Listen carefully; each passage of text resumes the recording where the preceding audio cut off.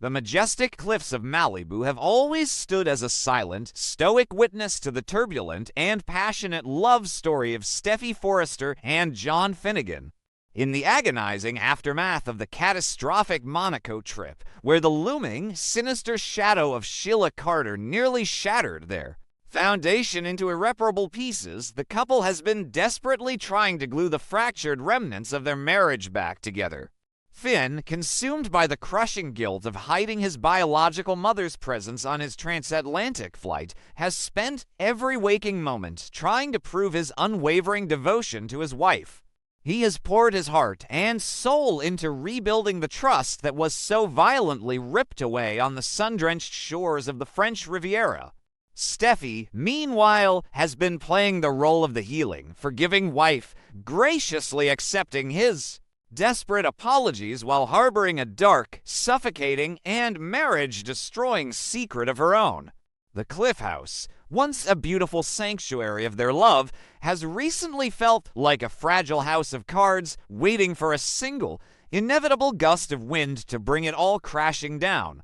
That wind is about to arrive, not in the form of the psychopathic Sheila Carter, but from a betrayal so profound it will alter the course of their lives permanently.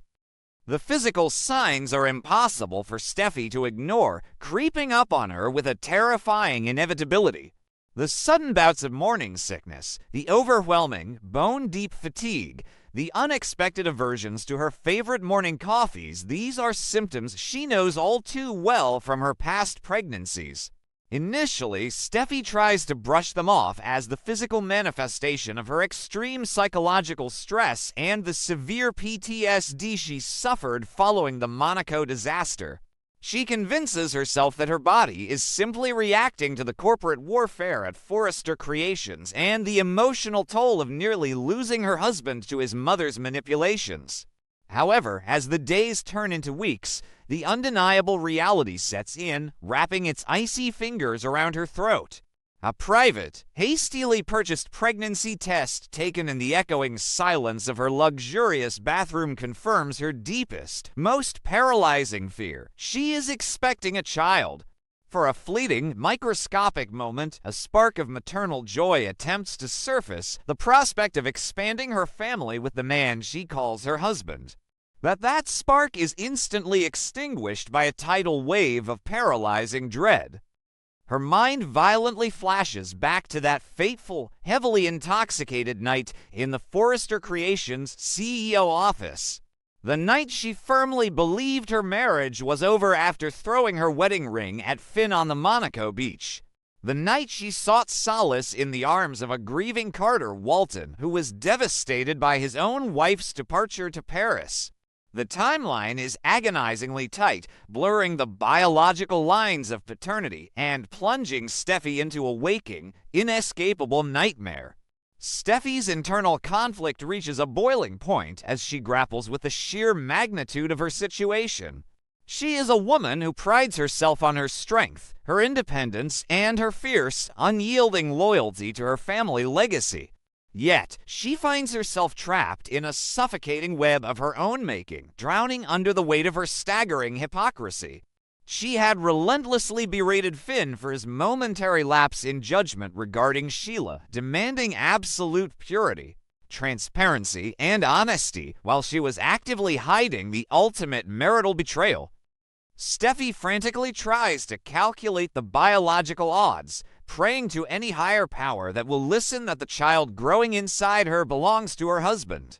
She considers keeping the pregnancy an absolute secret until she can secure a quiet, highly private paternity test, desperate to bury the truth forever if the results point to the Forrester coup. But Steffy drastically underestimates the vigilant, fiercely protective eyes of her mother-in-law, Dr. Lee Finnegan. Lee has never been a woman to miss the subtle nuances of human behavior, especially when it concerns the well-being and safety of her beloved adopted son. Since the Monaco incident, Lee has been keeping a microscopic watch on the Sin marriage, acutely aware of the fragility of their newly repaired bond. She notices Steffi's sudden, ghostly pallor, her subtle, erratic shifts in mood, and the telltale, undeniable signs of early pregnancy that a seasoned medical professional can spot from a mile away. While a normal mother-in-law might rejoice at the prospect of a new grandchild, Lee's sharp medical mind and fiercely protective maternal instincts kick into high gear. She senses the palpable, toxic tension radiating from Steffy, a nervous, frantic energy that goes far beyond the typical anxieties of an expectant mother. Lee's suspicions are further fueled by the lingering whispers of Steffy's erratic behavior upon her sudden return from Monaco, the hours unaccounted for before she finally returned to the Cliff House, and the hushed, panicked arguments she has witnessed between Steffy and Carter Walton in the Forrester hallways. Driven by an unwavering, primal need to protect Finn from enduring any further heartbreak at the hands of the Forrester family, Lee decides to take matters into her own highly capable, clinical hands. Utilizing her extensive medical access and unparalleled expertise at the hospital, Lee orchestrates a covert operation that would make any seasoned private investigator proud. She manages to discreetly obtain the necessary DNA samples from Steffy and Finn, bypassing the standard bureaucratic protocols to ensure absolute, impenetrable secrecy. The agonizing wait for the laboratory results is a testament to Lee's iron will and her dedication to uncovering the truth. When the encrypted file finally arrives on her secure server, Lee opens it with a heavy heart, bracing herself for the worst possible outcome. The bold, undeniable scientific data staring back at her from the glowing screen confirms her most dreadful, catastrophic suspicions. The child Steffy is carrying does not share John Finnegan's genetic markers. Instead, the DNA profile points directly and irrefutably to another prominent figure in their intertwined lives, Carter Walton. The sheer magnitude of this revelation leaves Lee momentarily breathless, the betrayal cutting deeper and more violently than any surgical scalpel ever could. Armed with the explosive, life-altering truth, Lee faces an impossible, heartbreaking burden. She must be the harbinger of absolute devastation for her own son. She finds Finn in his office at the hospital, poring over patient files, the very picture of a dedicated, loving husband and doctor who believes his life is finally back on track. When Lee locks the heavy wooden door and pulls the blinds shut, Finn immediately senses the suffocating gravity of the situation. He braces himself for terrible news about Sheila Carter, assuming his psychopathic biological mother has launched another chaotic, violent scheme to infiltrate their lives. But the words that leave Lee's mouth shatter his reality in a way he could never, ever have anticipated. With tears of maternal fury and sorrow glistening in her fierce eyes, Lee lays the official laboratory report on his desk. She does not sugarcoat the truth. She delivers it with the precision and clarity of a fatal medical diagnosis. Steffy is pregnant, and the child belongs to Carter Walton. The initial reaction from Finn is one of sheer, unadulterated, paralyzing disbelief. His mind desperately tries to reject the information, searching frantically for any logical explanation, a catastrophic lab error, a cruel, elaborate prank, a sinister manipulation by an unseen enemy trying to destroy his family. But as his trained medical eyes scan the complex genetic markers and the undeniable probability percentages, his scientific training aggressively overrides his emotional denial. The science is irrefutable. The betrayal is absolute, complete, and total. Yet, the explosive, violent rage that one might expect from a betrayed, heartbroken husband never materializes. There is no shouting, no throwing of objects, no primal scream of agony.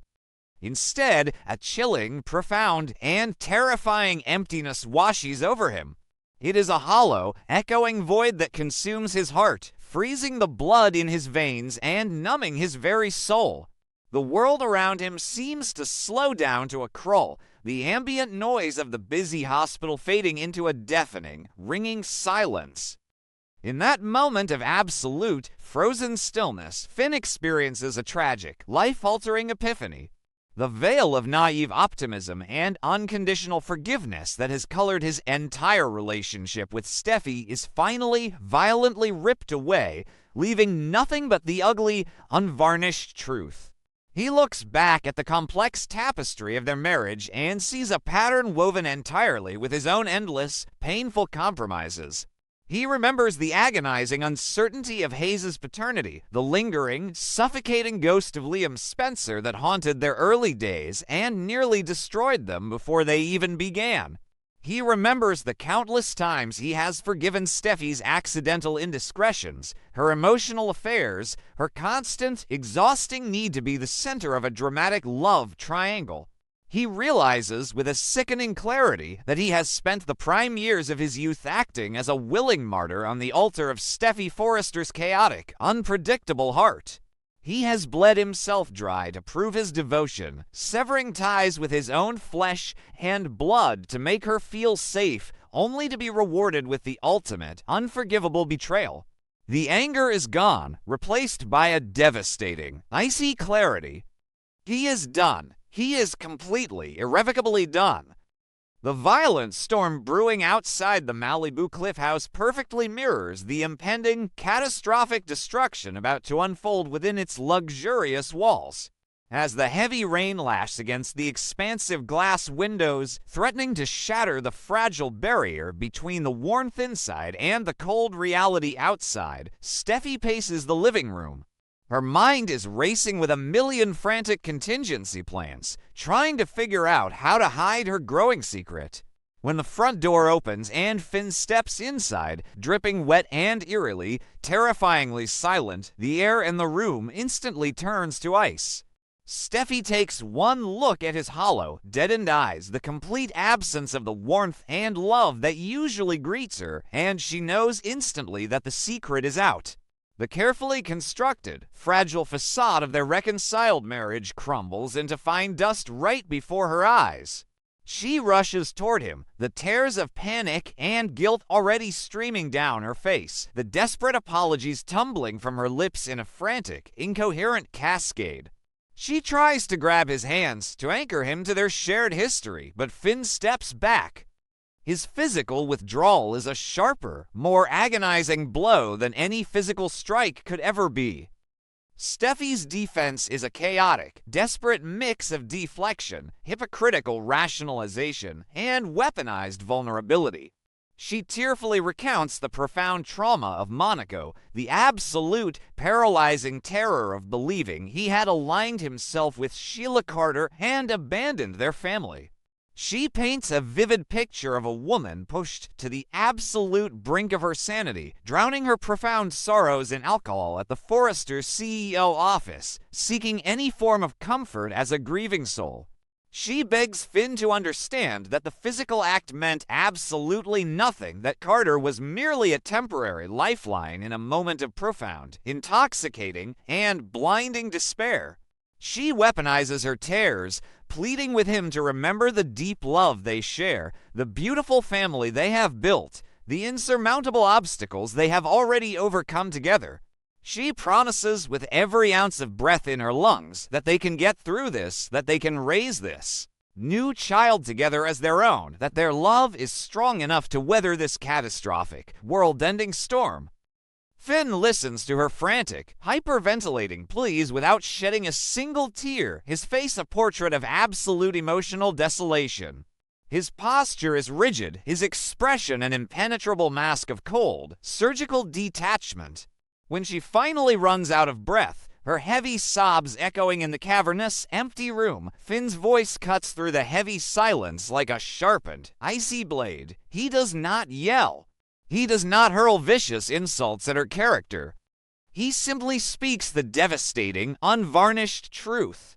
He tells her that he is not angry because anger requires passion, and she has systematically, ruthlessly extinguished every last ounce of passion and respect he ever held for her.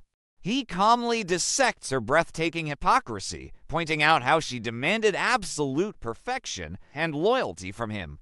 forcing him to banish his own mother, while she was actively hiding a betrayal that destroys the very foundation of their sacred vows. He refuses to be the eternal safety net, the dependable, boring fallback option who will always swallow his pride and sacrifice his dignity to accommodate her endless mistakes. With a chilling, absolute finality, Finn reaches into his damp coat pocket and retrieves a thick manila envelope. The rain has slightly dampened the edges of the paper, but the legal documents inside are pristine, unforgiving, and legally binding. He places the unilateral divorce papers on the glass coffee table right next to the framed, smiling photographs of their seemingly perfect, now destroyed family. Steffy stares at the documents as if they are a venomous snake poised to strike, her breath catching painfully in her throat. Finn dictates his terms with clinical, unwavering precision. He demands joint custody of Hayes and Kelly, promising to be the steadfast, loving father they deserve, but he draws an absolute, impenetrable, and permanent line regarding their personal lives. There will be no reconciliation. There will be no desperate couples therapy sessions. There will be complete, utter, and permanent separation. He will no longer share a home, a bed, or a life with a woman who cannot honor her vows and who treats his forgiveness as an infinite, exploitable resource. The realization that she has truly, irreversibly lost the love of her life hits Steffy with the devastating force of a runaway freight train. Her legs give out, and she falls heavily to her knees, clutching the edge of the coffee table. Her piercing cries of anguish drown out the sound of the raging storm outside, a symphony of pure, unadulterated heartbreak. She begs him not to do this, not to throw away their entire meticulously planned future over one drunken, meaningless mistake. But Finn has already emotionally detached himself from her pain, viewing her tears through a lens of profound apathy. He looks down at her, not with pity, malice, or lingering affection, but with the distant, unfeeling gaze of a complete stranger. He realizes, in a moment of tragic clarity, that the woman sobbing on the floor is not the idealized, perfect version of Steffy he fell in love with, but a deeply flawed, destructive force that he must permanently escape to preserve his own sanity and self-worth. His love for her has not just died, it has been surgically, permanently removed from his heart. Without another word, without a single backward glance, Finn turns his back on the woman who was once the absolute center of his universe. He walks toward the heavy front door, the sound of his footsteps heavy, deliberate, and final against the polished hardwood floor. He does not hesitate as he turns the handle and steps out into the unforgiving, freezing downpour. The rain instantly soaks through his clothes, chilling him to the bone, but he welcomes the cold, cleansing sensation. It feels like a necessary baptism, a violent washing away of the toxic, cyclical pain he has been trapped in for years. He walks steadily to his car, the engine roaring to life, a mechanical beast carrying him away from the smoking ruins of his marriage. He drives into the dark, stormy, and treacherous night, leaving the Cliff House and its haunting ghosts behind him forever, driving toward an uncertain but liberated future. Back inside the echoing Cliff House, Steffy is left entirely alone with the deafening silence and the crushing, suffocating weight of her own catastrophic consequences. The unilateral divorce papers sit on the table, a stark, glaring white monument to her monumental failure as a wife.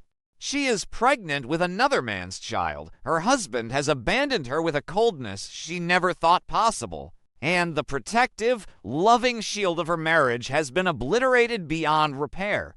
The reality of her situation is a suffocating, inescapable nightmare from which she cannot wake. She must now face the impending nuclear explosion that this revelation will cause not only in her own life, but in the lives of everyone in her orbit. The prestigious Forrester family legacy is about to be dragged through the mud of a paternity scandal that rivals any of their sordid past controversies, and this time, she has no one to blame but herself.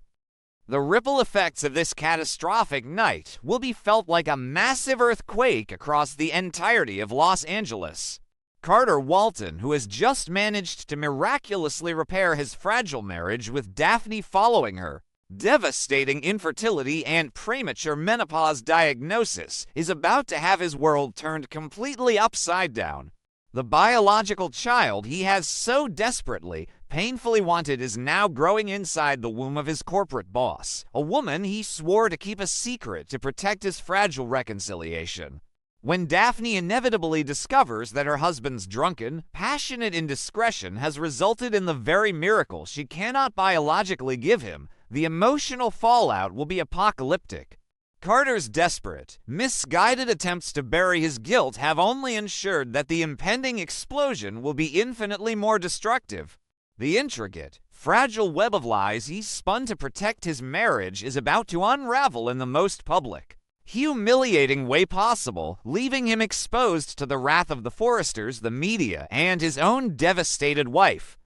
As the dawn slowly, agonizingly breaks over the Malibu coast, the fierce storm begins to subside, but the emotional wreckage left in its wake is insurmountable and permanent. The sin marriage, once hailed by all as an unbreakable, destined bond that could survive even the most psychopathic threats, has been reduced to smoldering ashes by an inside job. John Finnegan has chosen his self-respect and mental peace over a lifetime of painful, soul-crushing compromises, stepping into an uncertain but fiercely independent future. Steffy Forrester Finnegan is left to navigate the terrifying, isolating reality of a scandalous pregnancy, a finalized divorce, and the absolute ruins of her personal life. The bold and beautiful world they once commanded has been irrevocably shattered, proving once and for all that even the most deeply buried, fiercely protected secrets have a way of clawing their way to the surface, demanding payment in the heavy currency of broken hearts, shattered dreams, and families torn apart forever.